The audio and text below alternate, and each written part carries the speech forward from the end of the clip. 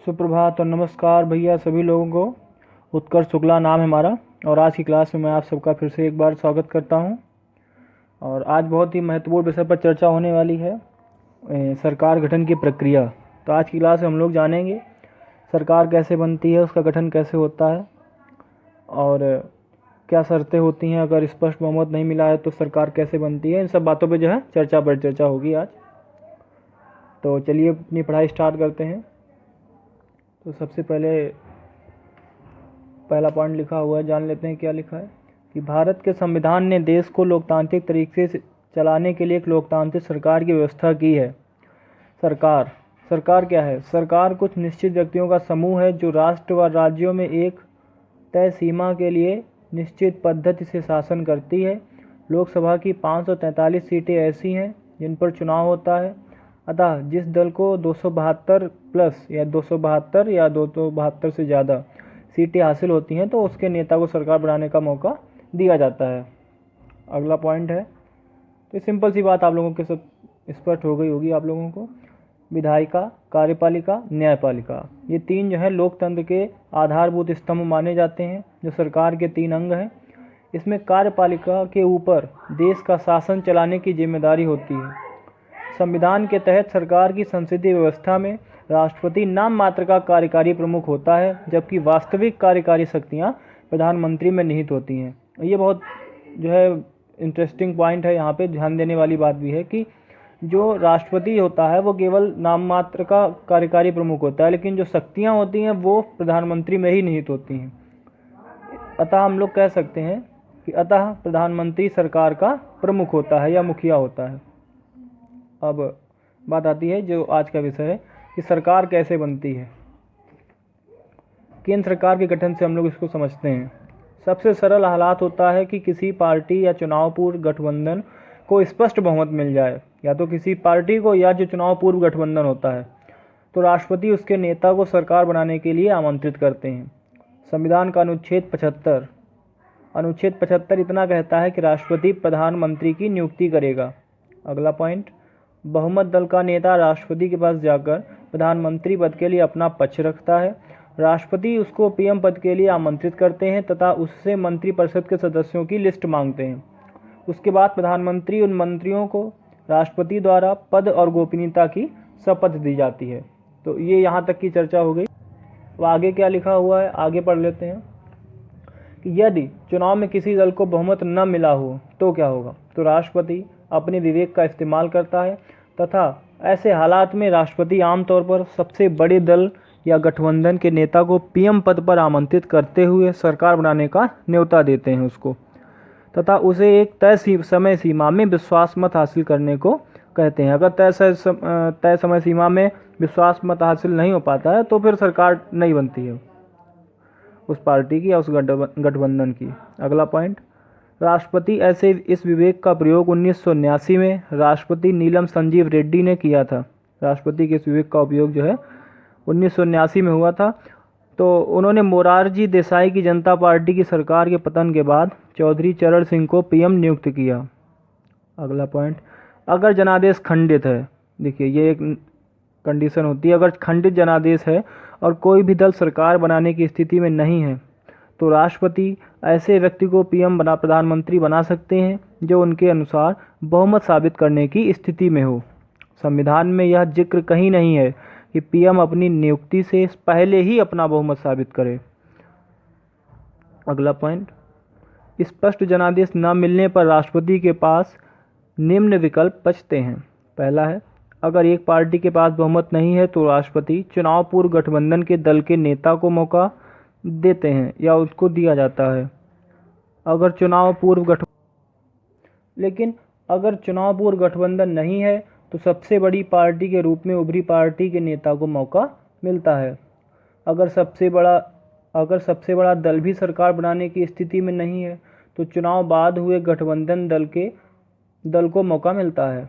अगर इनमें से भी कोई स्थिति नहीं है तो क्या होता है, तो उसके लिए जो है आगे शर्त दी गई है कि अगर इनमें से कोई भी कंडीशन जो है नहीं बनती है तो राष्ट्रपति ऐसे व्यक्ति को मौका दे सकते हैं जो उनकी नज़र में सदन में बहुमत साबित करने लायक हो। जरूरी नहीं है कि वह व्यक्ति सांसद ही हो, परंतु प्रधानमंत्री चुने जाने के बाद उसे संसद को दोनों सदनों में से किसी एक का 6 महीने के अंदर सदस्य निर्वाचित होना पड़ेगा। जरूरी नहीं है कि वो लोकसभा का ही, वो राज्यसभा सदस्य भी हो सकता है। भारत की राजनीतिक व प्रशासनिक व्यवस्था की अधिकारी मंत्रिपरिषद होती है, जिसका नेतृत्व प्रधानमंत्री ही करते हैं। संविधान के अनुसार राष्ट्रपति कार्यपालिका का सर्वोच्च पद होता है, लेकिन वास्तविक शक्तियां प्रधानमंत्री को प्राप्त होती हैं। इसका मतलब है कि राष्ट्रपति राष्ट्र का प्रमुख होता है, जबकि प्रधानमंत्री सरकार का मुखिया होता है। तो ये बात जो है नोट डाउन करने वाली है, ये एग्जाम में भी पूछ लिया जाता है। नेक्स्ट पॉइंट, देश की राजनीति की दशा व दिशा तय करने व सरकार चलाने का कार्य प्रधानमंत्री करते हैं। तो अब हम लोग उनके जो है प्रधानमंत्री की नियुक्ति और शक्ति और कार्य के बारे में पढ़ते हैं पॉइंट टू पॉइंट। पहला पॉइंट, संविधान में प्रधानमंत्री की योग्यता के संबंध में कोई स्पष्ट प्रावधान नहीं है। बस यह कहा गया है कि वह लोकसभा में बहुमत दल का नेता हो तथा लोकसभा या राज्यसभा किसी एक का सदस्य हो। संसदीय कार्य प्रणाली में पीएम का स्थान अति महत्वपूर्ण है। वह संसद व कार्यपालिका दोनों पर नियंत्रण रखता है। अब प्रधानमंत्री की जो है कार्य और शक्तियों के बारे में चर्चा कर लेते हैं। मंत्रिपरिषद का गठन करने की शक्ति प्रधानमंत्री को है। प्रधानमंत्री की सिफारिश पर ही राष्ट्रपति मंत्री नियुक्त करते हैं। ये कई सारे पॉइंट हैं, तो इसको जल्दी जल्दी देख लेते हैं एक एक करके। आसान है, कोई दिक्कत नहीं। प्रधानमंत्री ही मंत्रियों के विभाग चयनित करते हैं। प्रधानमंत्री उनके विभाग में फेरबदल भी कर सकते हैं। किसी मंत्री को त्यागपत्र देने या बर्खास्त करने की सलाह भी प्रधानमंत्री ही राष्ट्रपति को देते हैं। नेक्स्ट है, प्रधानमंत्री मंत्रिपरिषद की बैठक की अध्यक्षता करते हैं व परिषद की कार्यवाहियों का भी संचालन करते हैं। नेक्स्ट पॉइंट, पीएम प्रधानमंत्री का मुख्य कार्य शासन के सभी विभागों में तालमेल बिठाना है। नेक्स्ट, प्रधानमंत्री अपने पद से त्यागपत्र देकर पूरे मंत्रिमंडल को बर्खास्त करने की सिफारिश भी राष्ट्रपति से कर सकते हैं। नेक्स्ट पॉइंट, प्रधानमंत्री राष्ट्रपति को लोकसभा भंग कर नए सिरे से चुनाव करवाने की सलाह भी दे सकते हैं। तो प्रधानमंत्री जो है वही जो है राष्ट्रपति को सलाह देता है कि लोकसभा भंग करके नए सिरे से चुनाव करवाए जाएं।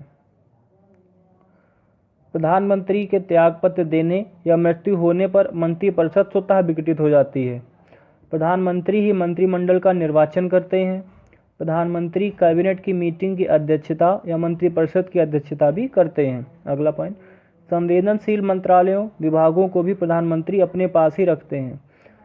नेक्स्ट, प्रधानमंत्री देश के कई महत्वपूर्ण पदों पर नियुक्ति को लेकर राष्ट्रपति को राय भी देते हैं।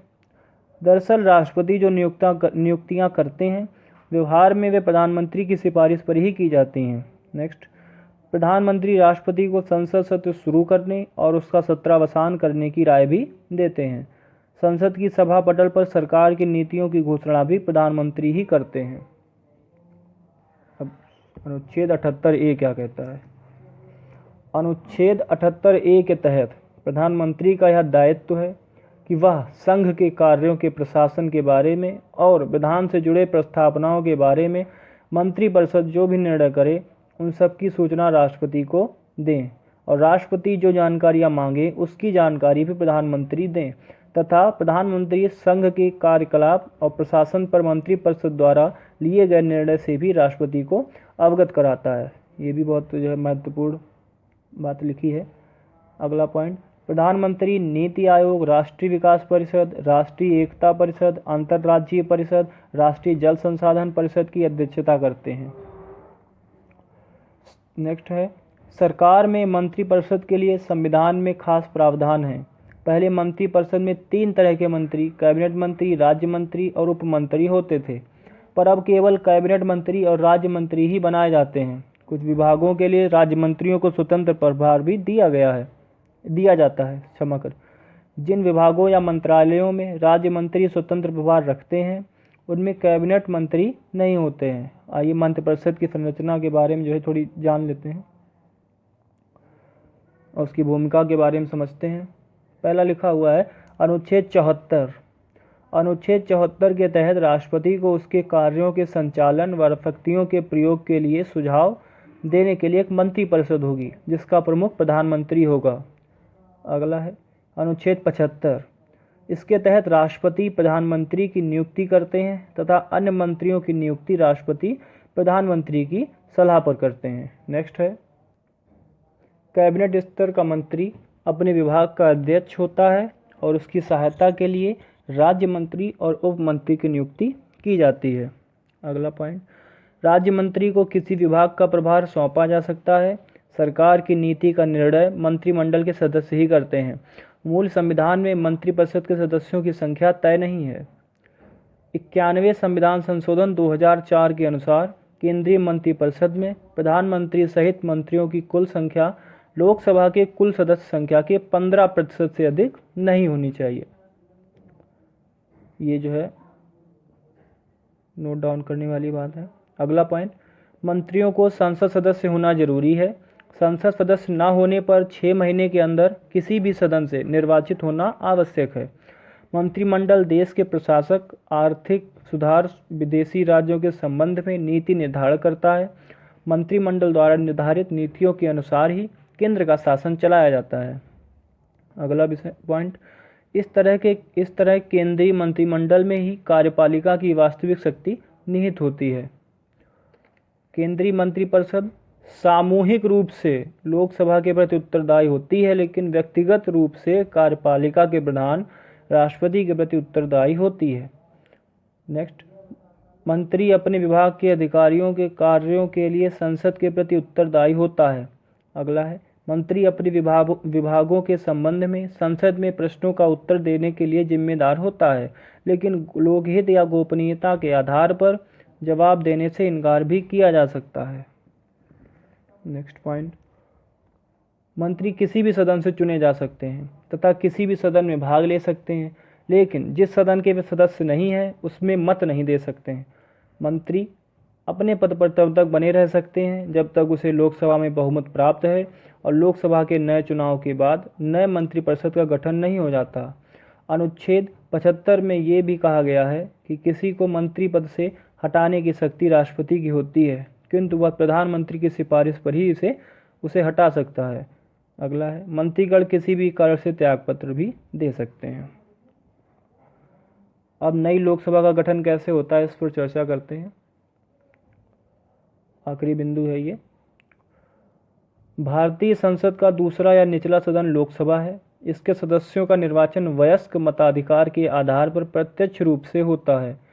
संविधान में लोकसभा के सदस्यों की अधिकतम संख्या 552 निर्धारित की गई है, जिसमें 530 राज्यों का, 20 सदस्य संघ राज्य क्षेत्रों का प्रतिनिधित्व करते हैं।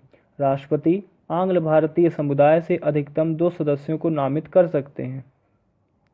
नेक्स्ट पॉइंट, पूरे निर्वाचन सदस्य संख्या को राज्यों में इस प्रकार बांटा गया है कि प्रत्येक राज्य को लोकसभा में आवंटित स्थानों की संख्या ऐसी हो कि उस संख्या से राज्य की जनसंख्या का अनुपात सभी राज्यों के लिए एक समान हो। ये भी समझने वाली बात है। लोकसभा की अवधि उसकी प्रथम बैठक के लिए नियत समय से 5 सालों की होती है। 5 साल पूरे होने पर उसका स्वतः विघटन हो जाता है और नए चुनाव होते हैं। आम चुनाव के बाद निर्वाचन आयोग चुने हुए सांसदों की सूची राष्ट्रपति को सौंपता है। इस सूची से राष्ट्रपति को औपचारिक और आधिकारिक तौर पर सांसदों की स्थिति का पता चलता है। अगला पॉइंट है, सरकार बनाने की प्रक्रिया में राष्ट्रपति को चुने हुए लोगों की सूची सौंपना पहला कदम होता है। इसके बाद राष्ट्रपति नई लोकसभा गठन के राजपत्र पर दस्तखत करते हैं। फिर केंद्रीय मंत्रिमंडल राष्ट्रपति से पिछली लोकसभा भंग करने की सिफारिश करता है और प्रधानमंत्री औपचारिक तौर पर राष्ट्रपति को अपना इस्तीफा सौंपते हैं। अगला है, प्रधानमंत्री का इस्तीफा ही सरकार या पूरी मंत्रिपरिषद का इस्तीफा होता है। नई लोकसभा गठन की गजट अधिसूचना के बाद राजनीतिक दलों की बैठक होती है तथा वो अपना नेता चुनते हैं। जब नई लोकसभा का विधिवत निर्वाचन गठन हो जाता है, उसके बाद राष्ट्रपति बहुमत वाली पार्टी के नेता को सरकार बनाने के लिए आमंत्रित करते हैं। इस तरह बहुमत दल के नेता को राष्ट्रपति प्रधानमंत्री नियुक्त करते हैं।